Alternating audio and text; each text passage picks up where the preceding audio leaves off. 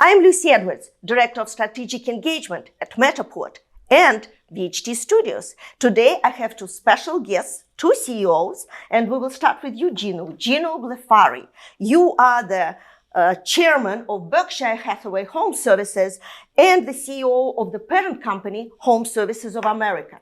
And I would like to introduce our own CEO of Matterport, RJ Pittman.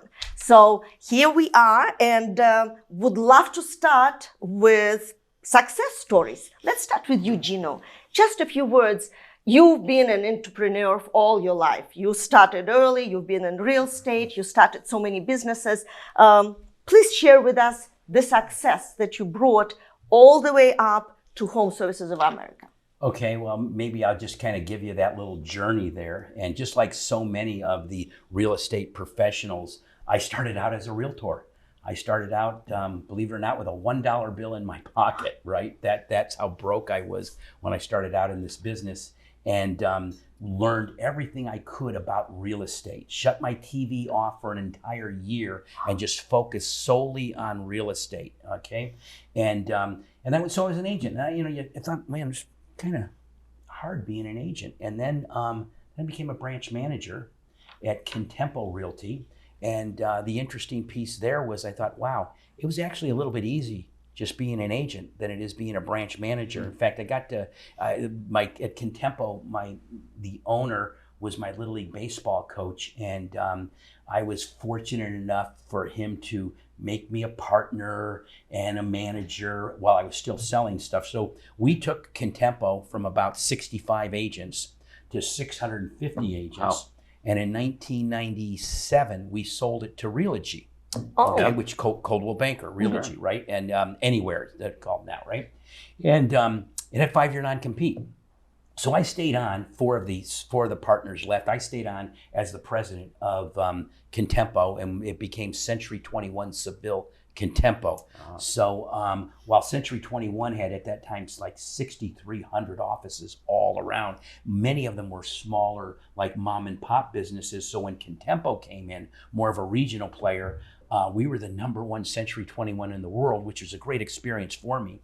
But also we had 7 of the top 10 offices in the world. Okay, so 6,300 offices, and we had 7 of them, which was pretty cool. Now, as you remember, Anywhere, which at the time was called, Cindat, they had this thing called the National Realty Trust, NRT. Mm-hmm. And so we owned companies in like 30 different metros. And in San Francisco Bay Area, we had a huge Coldwell Banker presence. They had bought, Cornish and Carey, Fox and Carskadden, some very, very big companies there. And it made sense. This was my idea. I was looking at it and says, wow, if we're all one brand, we can create a great deal of synergies there. So what happened was we merged Century 21 Seville Contampo into Coldwell Banker Northern California. And at that time, I took a position, kind of another little promotion, as a senior vice president for NRT.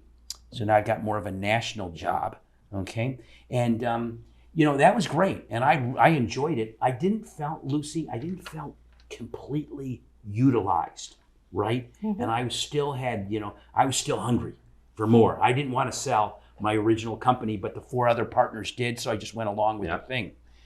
And I got to see, after being part of the independents, and now I'm part of a big brand, Century 21 brand, and now Coldwell Banker brand, I could think, potentially I could do this again and start like from scratch. So when my 5-year non-compete was up, I resigned my job. I had no office to go to, no company to go to, and I thought I would start a company. And so I started Untitled Real Estate Services, of where we are today, right? Yep. And so Untitled, I had 20 years of experience right off the bat. And I knew all of the top people in the area, and I was able to get 6 really top managers and friends of mine, some that you have interviewed or you will interview, John Thompson, Brian Crane, Terry Meyer, Tom Tognoli, Kevin Moles, and Jerry Kiss, really great managers. And we organically grew Intero. When I say organically, it means no mergers, no acquisitions, from 0 to 1,000 agents in 18 months. No special pyramid scheme, commission splits or anything like that. Just a standardized thing. When basically I took Coldwell Banker's IC agreement, Alain Pinnell's IC agreement, merged them together, and that was ours. But we got everybody to join us because of what we believed in. We had a vision statement, we still do, guided by the principle of trust, respect, and integrity. We empower people to achieve their dreams. And then we had 15 values in what we call the Intero value pyramid. I took a page out of John Wooden's book, right? And created, he had the pyramid of success. Well, I called it the Intero value pyramid. Now, we had our own values in it that were Interos, but the premise was the same. And then I took another page out of Jim Collins' book, Good to Great, and I took the Intero. What I realized was any company that was successful did two things very well. Treated their people really well and had a culture of discipline. So I took the Intero value pyramid and I wrapped it in a culture of discipline. Disciplined thought, disciplined people, and disciplined action. And when you have disciplined thought, you don't need a hierarchy. Disciplined people, you don't need bureaucracy. Disciplined action, you don't need excessive controls. And when you take a culture of discipline with an ethic of entrepreneurship, that's where you get the magical alchemy of great performance and sustained results, right? So that was it. Intero was terrific. Fastest growing company in the history of NAR, and we did a repeat. Okay, so we did 1.64 billion our first year. Perspective for you, out of 80,000 real estate companies, 83 of them did $1 billion. We did 1.64 billion our first year without buying anybody. Again, no merger, no acquisition. And you were always in the same area, so you are Silicon right Valley. here. Yeah. The next year, because I checked with NAR, nobody ever went back to back. So you got the team together as a team, we're going back to back, and we were gaining momentum. And the market was a good market in 2004, and we did $6.5 billion. Okay. Wow. Our second year. So we were off to a great start. And then, of course, the Great Recession hit, was not prepared for it, didn't make cuts quick enough, and went very close to going broke. Everything that I had built up at that time and my partners, I leveraged. And it came down to December of 2008. Remember I told you earlier when we were talking offline that I had a mortgage company called Western Bancorp. I had my mom and dad come in, retired people, bought a house in Sunnyvale for $18,500 back in 1960. I had them come in and I refinanced my parents' house, took $400,000 out of their house and put it in Intero to make payroll in January 2009. But I had already right-sized the company. I had my system in, which I called the West Coast offense for running a real estate company. You being a 49er fan, yes, sir. You'll get that little piece there. So I knew we'd be okay. We were one of the few companies that made money in 2009. And then once you hit that piece and you're doing all the right things, we doubled it in 2010. We doubled it in 2011. We doubled it in 2012. We doubled it in 2013. And I got a call out of the blue from Ron Peltier saying that, the first thing he said was, Warren loves real estate. I'm thinking, Warren? He goes, and then he goes, Warren Buffett. Oh, yes, of course, Ron, Warren Buffett, right? And he goes, he just bought a franchise network and we're looking for a CEO. And we want to know if you want to do it. Don't answer me now. I'll call you back in about a week. I just want you to think about it, Gino. Now, I've known Ron Peltier and had a great deal of respect for him because when I was Contampo, he was a Dyna and we were in a think tank called The Dozen, which turned into the Realty Alliance. Interesting. Okay. So in any case, he calls me back a week later and I say, hey, thanks very much. Oh, Deetra, my chief of staff, we were driving to Brian Crane's office to pay him his quarterly bonus when the phone rang. And so she was the only one that knew about it. And he called me back a week later. I really didn't talk to anybody because I just was taken back from the thing. And we were doing really good at that time, right? And I said, well, Ron, no thank you, but I really appreciate the offer. And then I said, and by the way, wouldn't it be strange if I owned an independent and I was the CEO of a brand? Then he said something that changed the paradigm. He said, well, Warren said, if you accept this position, we'll make that transition possible for you and buy Intero. Okay. And, So that's how the transition was to Berkshire That's how Hathaway. it was. So it was like, oh, okay, that's an interesting one. So then I thought about that, and I had a great partner, Bob Moles, who was more or less retired and not really, doing a lot day-to-day stuff with the company. And then I had two other minor partners that were just working so hard, but because I was a lean machine, I had them as branch managers. Okay, and that wasn't great, probably so much for their ego. I know JT probably didn't really, he was just tired of being, I don't want to get a deal question again on this deal going sideways, right? So I mentioned it to JT, and then we thought, so that's September 2013. On May 17th of 2014, we sold Intero to Berkshire Hathaway, which was an interesting one, to HomeServices of America, technically, which is part of Berkshire Hathaway Energy, which is a subsidiary of Berkshire Hathaway. So essentially to Warren Buffett, right? And there was a little bit, Lucy, there was a little bit of pride that came in there because I thought, geez, Warren Buffett really takes a look at deals closely and the leadership of the deal. And not only did he come to the conclusion that he wanted to buy Intero, your company, my company, but he wanted to have me as the CEO of the brand that carried the name Berkshire Hathaway, right? Which they hadn't done anything like that yet. Yeah. So it was a good feeling for me. I was kind of like really, really proud. It's incredible. And I did that job from 2000, officially, I was the incoming guy from July of 2014, Lucy, to then 2015, I was the guy in charge and kind of built that brand up. And then in 2019, I got another opportunity to become the CEO of the parent company. One of the nice things about that happened there was when I was part of the brand, I would be in the board meeting, which Greg Abel, who's the heir apparent to Warren Buffett, was part of our board. And so Greg got to see me every month. And then Greg one time said, hey, I think we should put Gino on the board.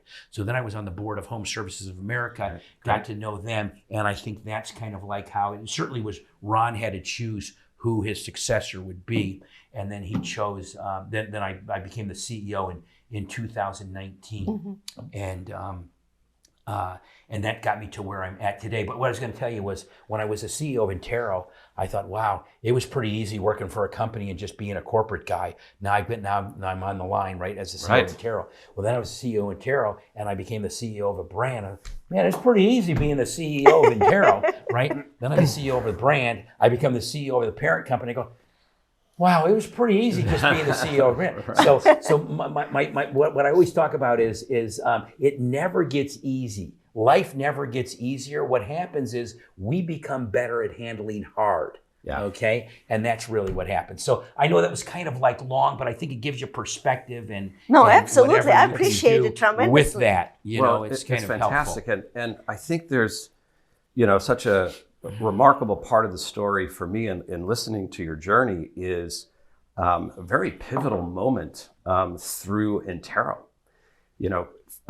From the courage to just, first of all, break away and start from scratch.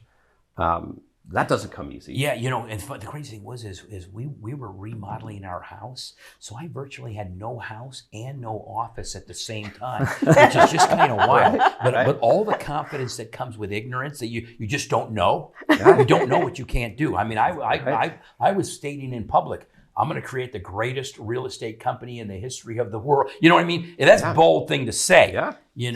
But it was a great experience. I got a great guy that came in, Jerry Hotman, that came in and provided the capital. So if you got some knowledge and some ambition and money, you may become a little bit dangerous, right? Right. But we did it. I believe we did it a great way. One agent at a time. And in this room, every agent that joined Intero came into this room that we're in today and spent an hour and a half with me giving the Intero story, where I told the whole story. I went over the vision statement. I went over all 15 of those values, the pyramid, our theme for the year, everything right there. And it was like, don't come to Intero, just like we don't come to HomeServices.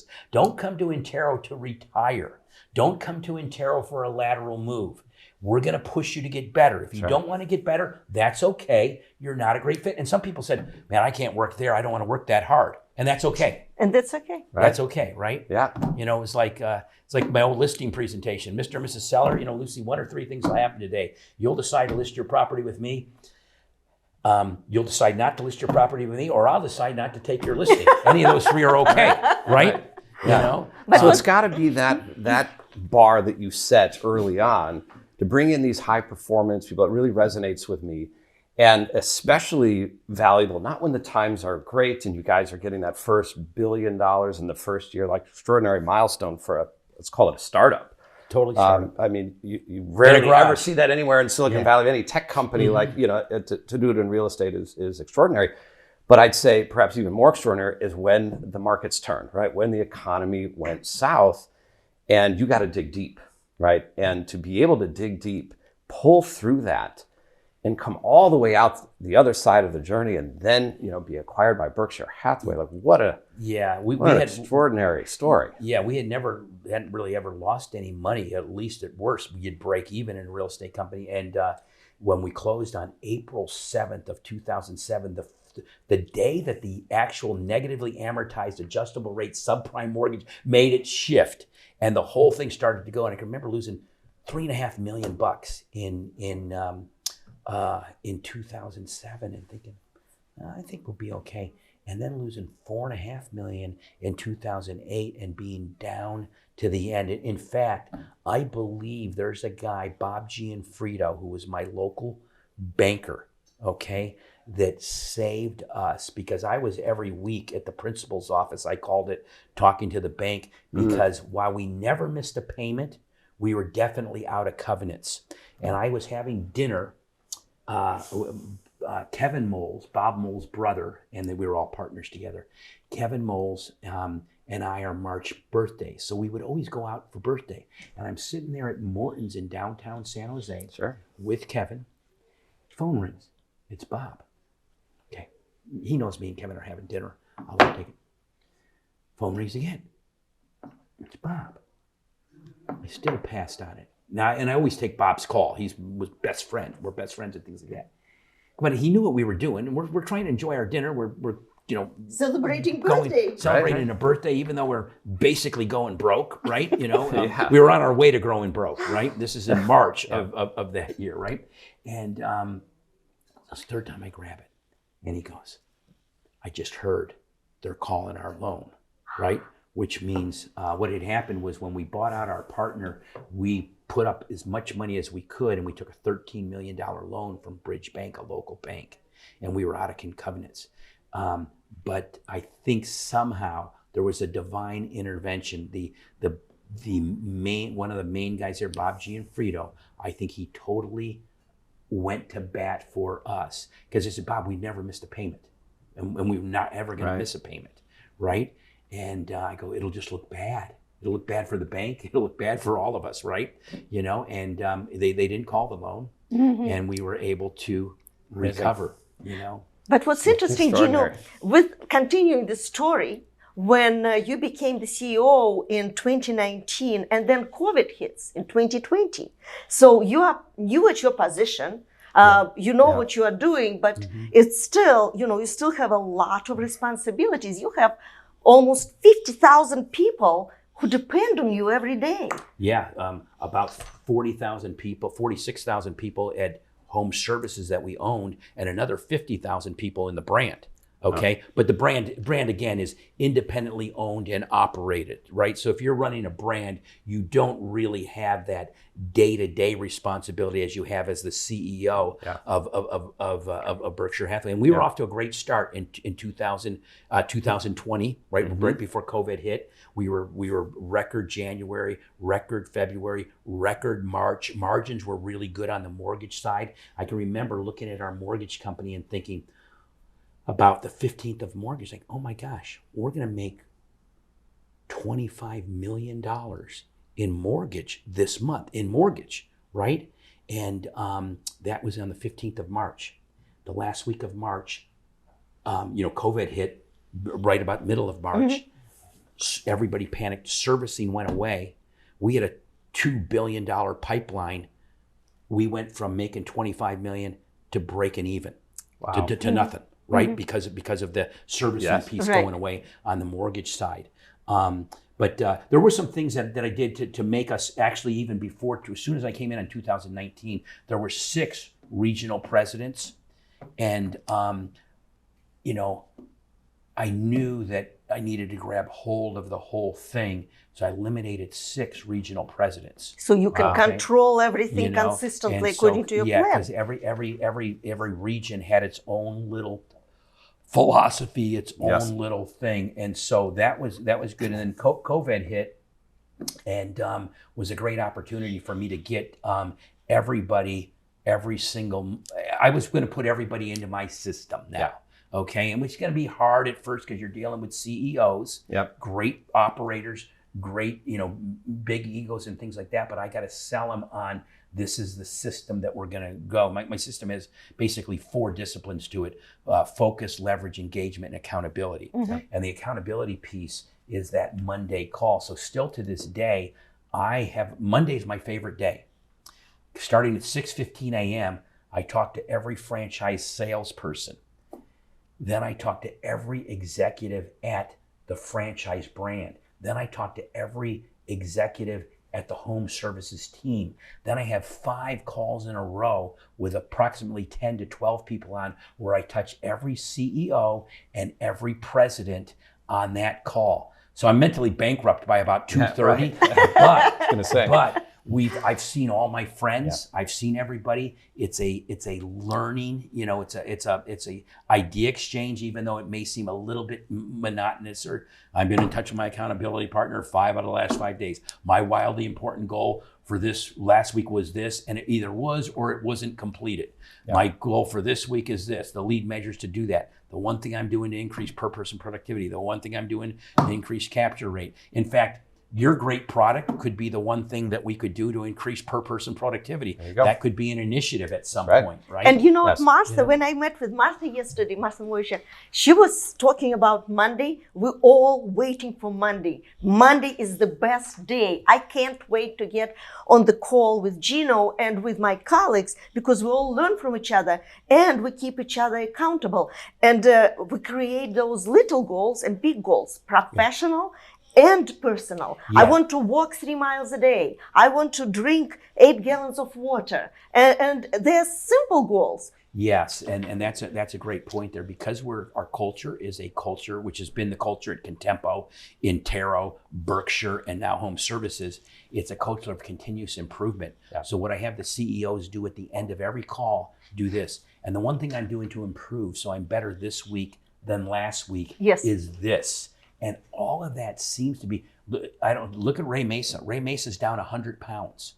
Yes. Okay. I have an interview with Ray Mesa before he lost weight.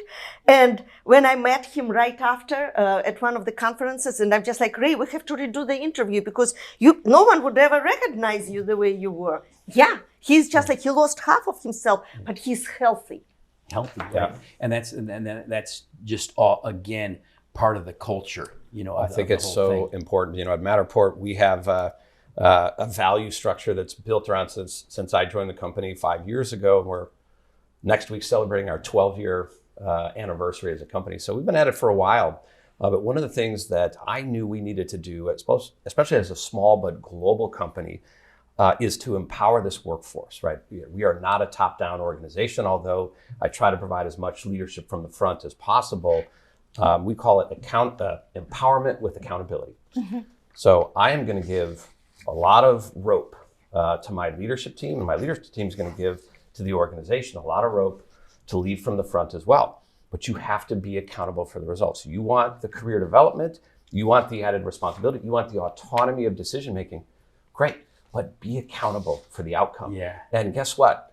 The best, you got to own it, and people would initially, turn that philosophy into, okay, I got to be accountable. So when I see RJ, I got to bring him good news. And they got it backwards. Real accountability is owning the hard calls, owning the tough outcomes when it didn't turn out the way you expected. Because then I know that I can trust you in the trenches when we have these downturns, whether it's the downturn of 2008, or it's COVID, or we're in another economic reset around the world today.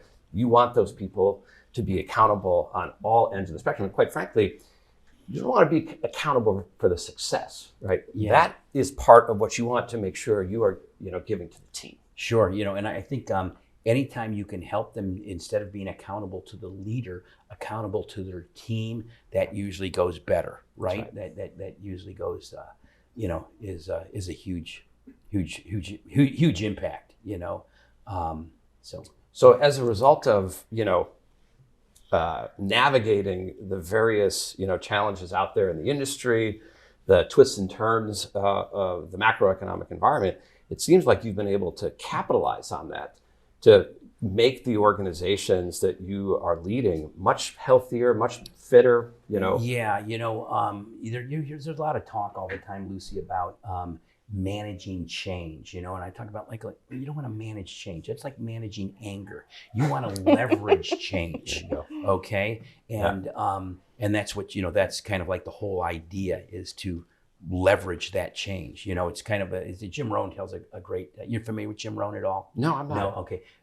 He's, I think, I don't know if you call him a philosopher or a trainer, but he always talked about we're all a little sailboat, and it's not the wind that blows on us. It's the set of the sail that determines where you go. That's right. Because we all have the winds of disaster, the great winds, the economic winds, all these different winds, but it's all about the set of the sail, right? And that's I think, a great way to kind of like look at it. And just like we even talked earlier, it's like the easy bus never comes. You see them waiting at the easy bus stop, right? But the easy bus never comes. What happens is we become better at handling hard, right? And I think that's another great leadership lesson.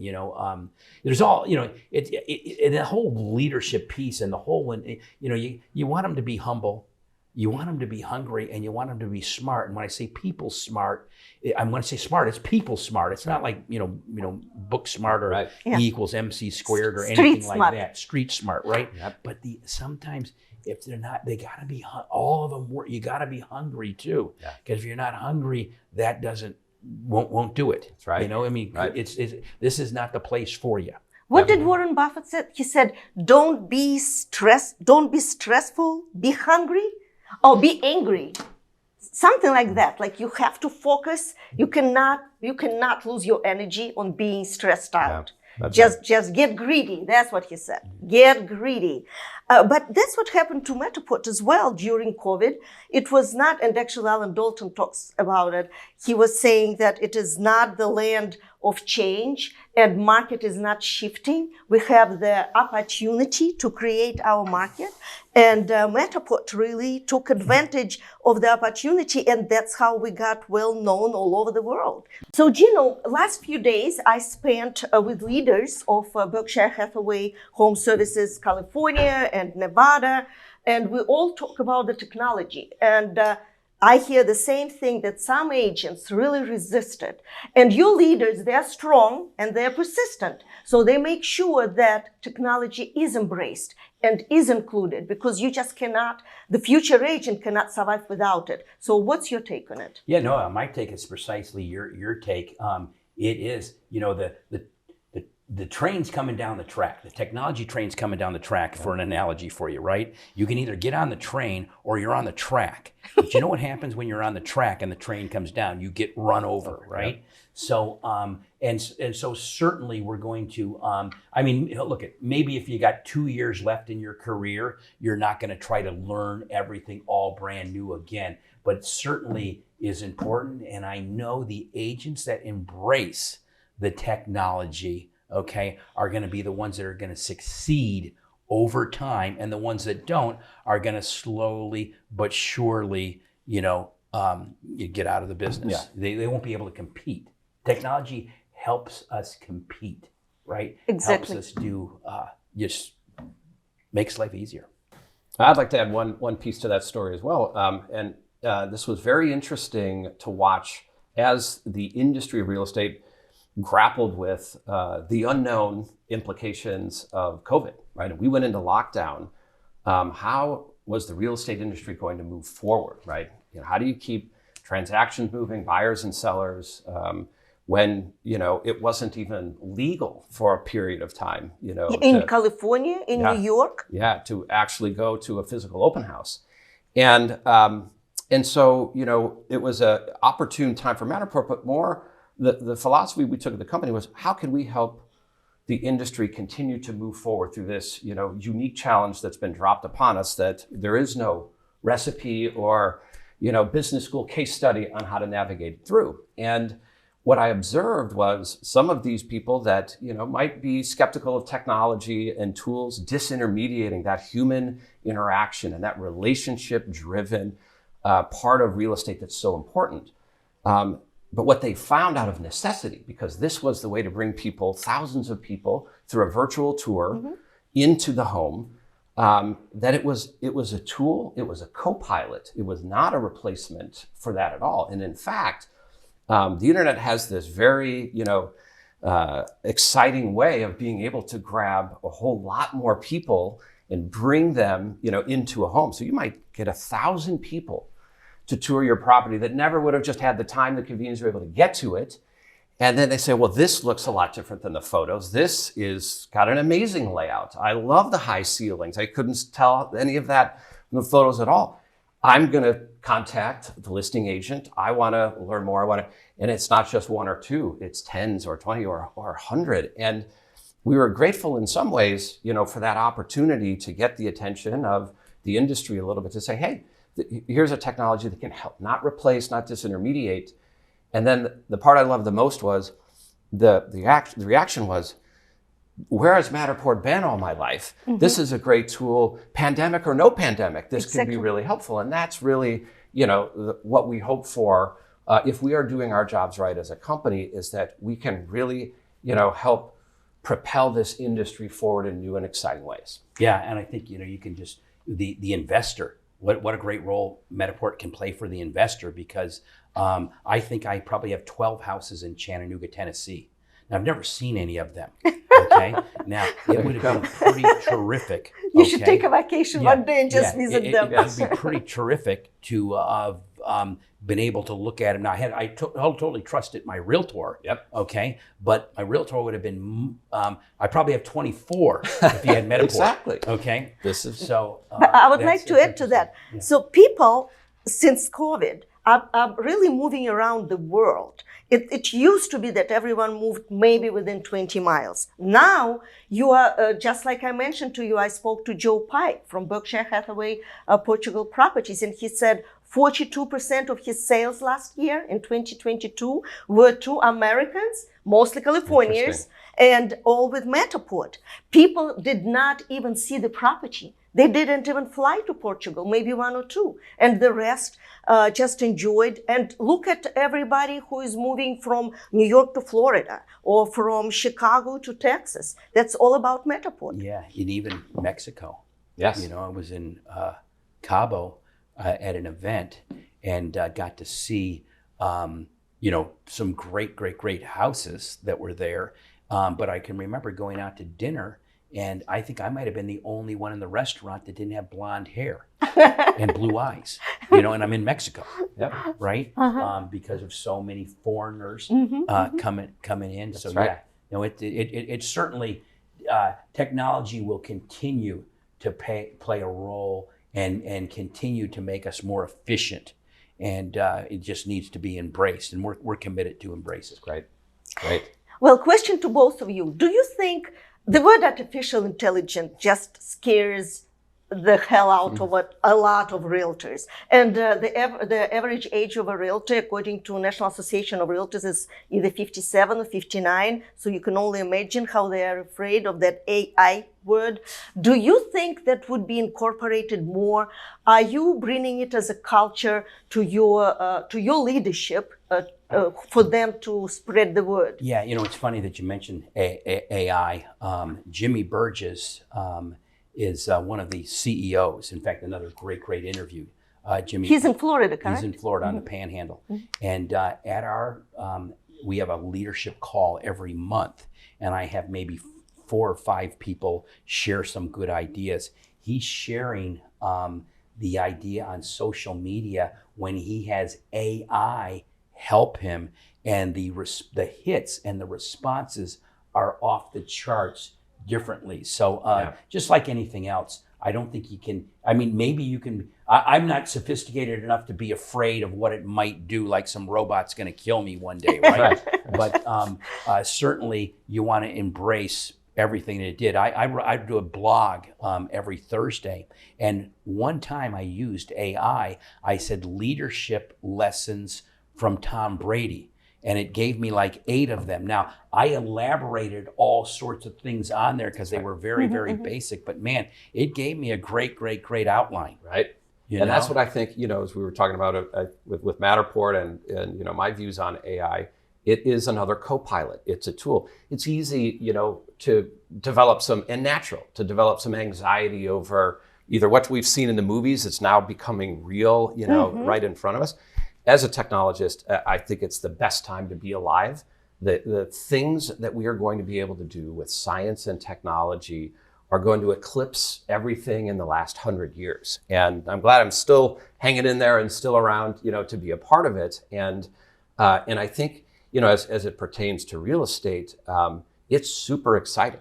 It's going to unlock, again, all kinds of possibilities, but they're going to be the kinds that empower the industry, not replace it at all. Exactly. Like, we will still be around. Go out there and find that house for you when you put in, you know, exactly what you want. You know, I personally use it for that one blog on Tom Brady, but then I wanted to. I'm a huge fan of Neil deGrasse Tyson. Yeah. Okay. Yes. And and when he talks about the cosmic calendar. Yes. Okay. So I told AI, you know, take me through, with Neil deGrasse Tyson, the cosmic calendar. And so they did January, February, March, April, May, June, July, August, right? You know, and I guess, you know, we appeared December 31st, right? You know, at 11:58, you know, you got humans finally, right?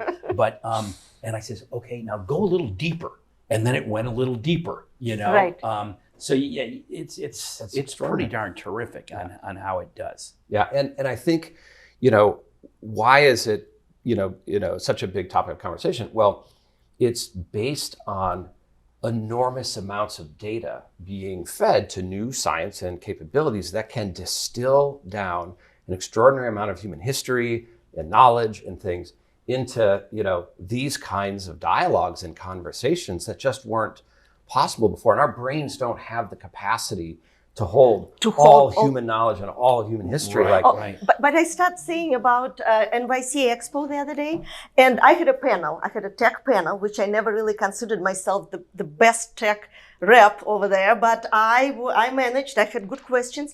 One of my panelists is developing a new product. Speaking about data, you are able to collect all the data and see, for example, in Charlotte, 50% of their sales are to investors.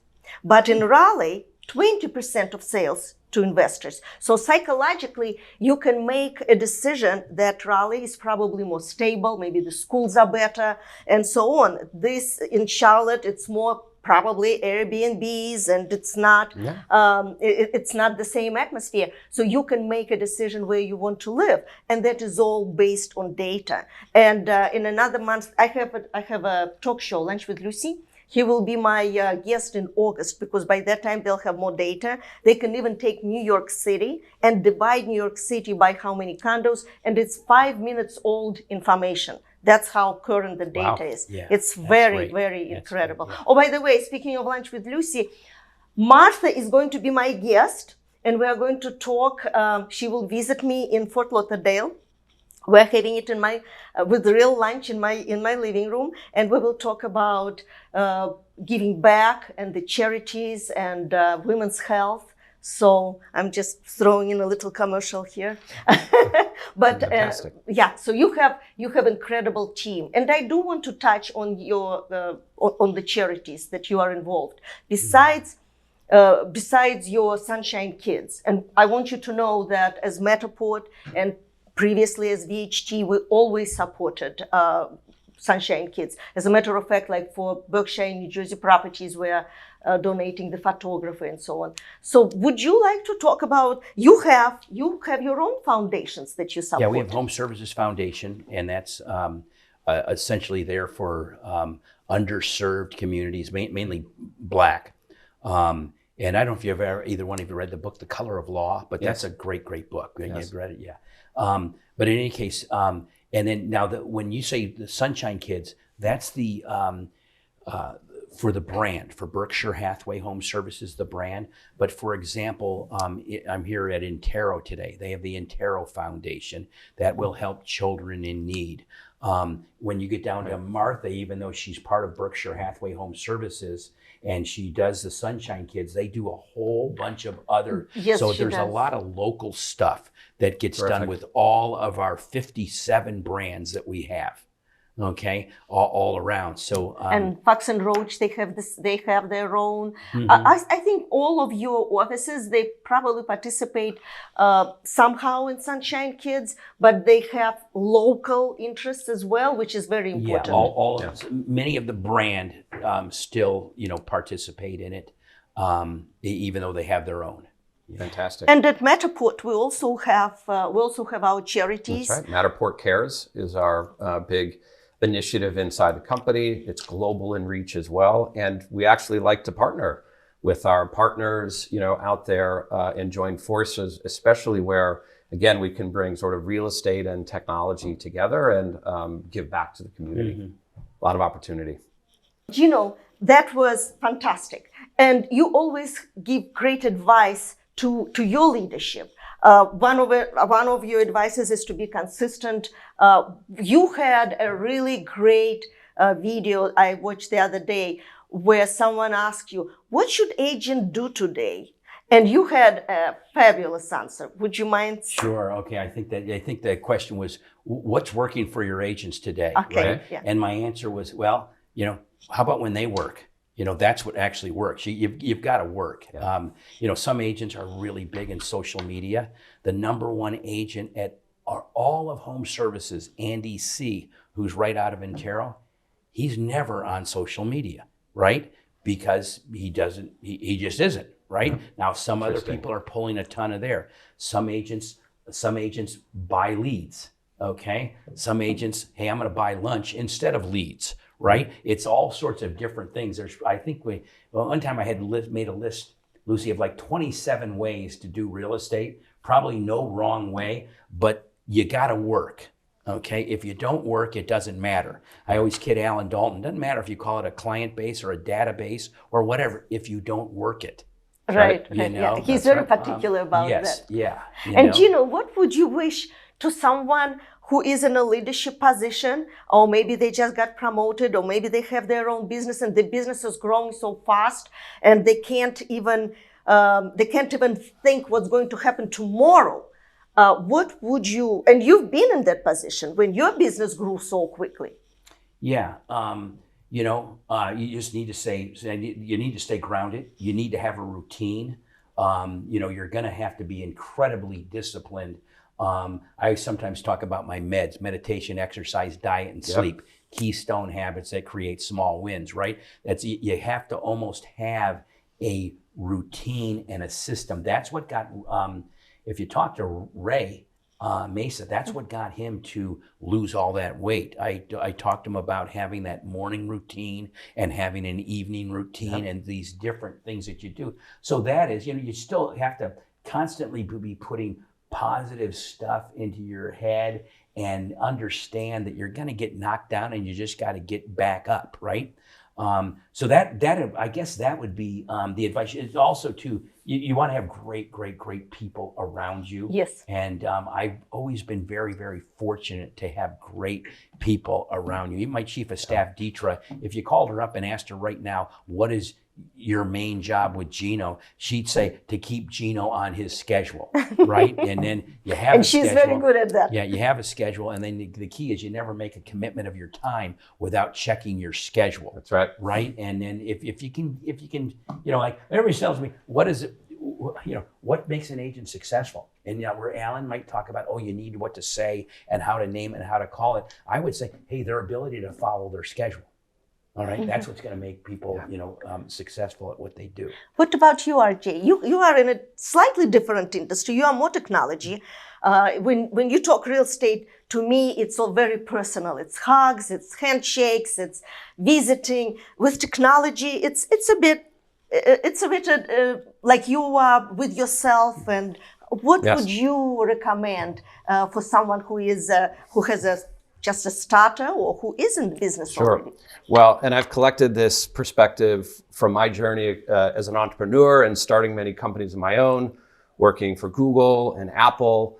And there was one common truth across all of these things in technology. And technology, there's a lot of hard things about technology, and especially if we think about technology and its intersection with humanity.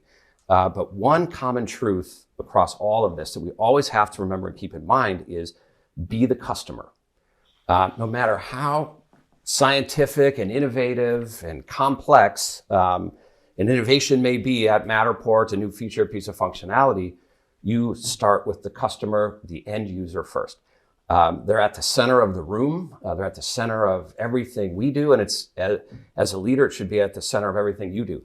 That is what's going to guide you, to your best successes.